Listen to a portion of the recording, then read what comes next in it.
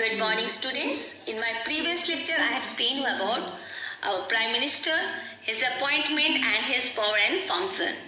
Today, I will start with the composition and organization of the Council of Ministers. First is designation of a new Prime Minister. The first step towards forming a new government is the designation of a new Prime Minister. The Constitution provides that the Prime Minister shall be appointed by the President. The Prime Minister must be a person who can be sure of the support of the Lok Sabha.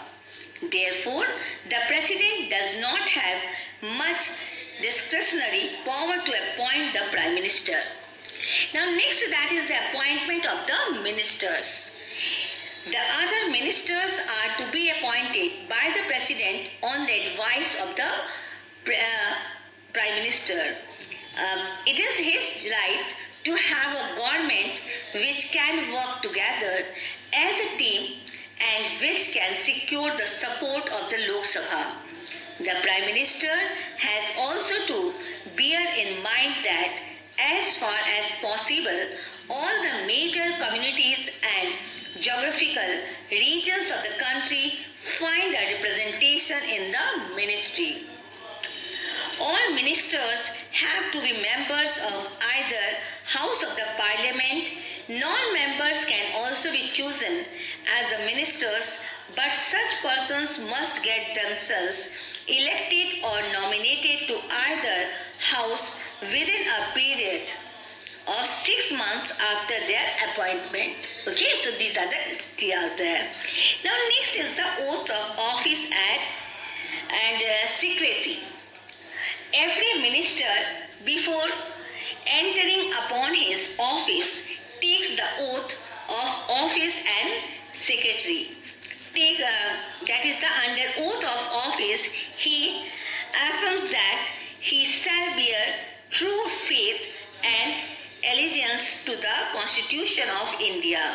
He will uphold the sovereignty and integrity of India, and that he will faithfully discharge his duties as a minister without fear or favor, affection or ill will.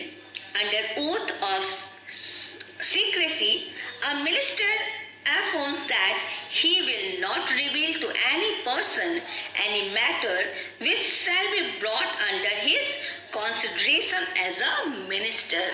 Okay. Now next is the site of the Council of Ministers. The Constitution's 91st Amendment Act 2003 limits the site of the Union Council of Ministers, including the Prime Minister, to 15% of the total number of the members of the Lok Sabha. But no provision is made for the appointment of the Deputy Prime Minister or different categories of the ministers, such as ministers of the cabinet rank, ministers of state and deputy ministers. It leaves the Prime Minister free in their matter. Now next, that is the Deputy Prime Minister. As long as Sardar Patel was alive, there was the post of the Deputy Prime Minister. The post terminated with his demise. It was revived in 1967 when Morarji Desai was designated as the Deputy Prime Minister.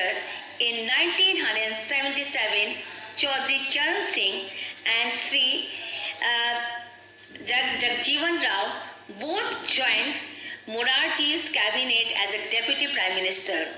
On June 29, 2002, the Union Home Minister Sri L.K. Advani was designated as the Deputy Prime Minister. Okay. Now the next is the categories of the ministers. All ministers, however, do not belong to the same rank.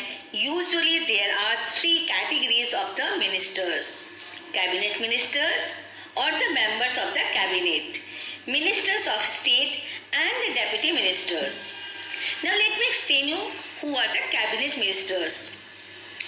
To the first category belong to the cabinet ministers who hold major portfolios like home, defense, finance, external affairs, railways, etc. Only cabinet ministers have a right to attend meetings of the cabinet. They together determine the policy and program of the government. Okay, so they are the cabinet minister. Now next they are the ministers of the state. They are not members of the cabinet. They may or may not be given an independent charge of a ministry. They do not participate in the cabinet meetings, but they may be invited to attend meetings when matters concerning their departments are being considered. Okay. Now next, that they are the deputy ministers. They are junior ministers and are placed under senior ministers whom they are to assist.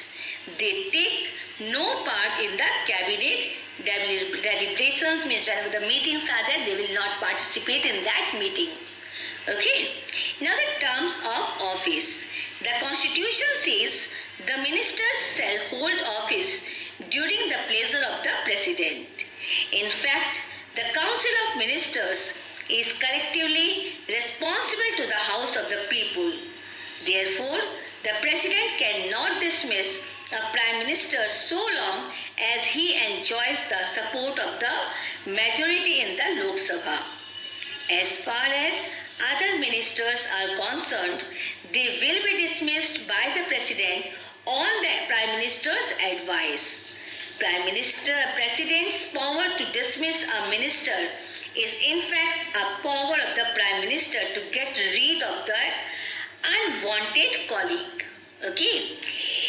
Now next, that is the salaries and the allowances of the ministers. The salaries and the allowances of the ministers shall be such as determined by the parliament from time to time. Each minister is entitled to a constituency allowance at the same rate as is specified with respect to MPs. Beside a sumptuary allowances is paid to such ministers. Now the cabinet committees.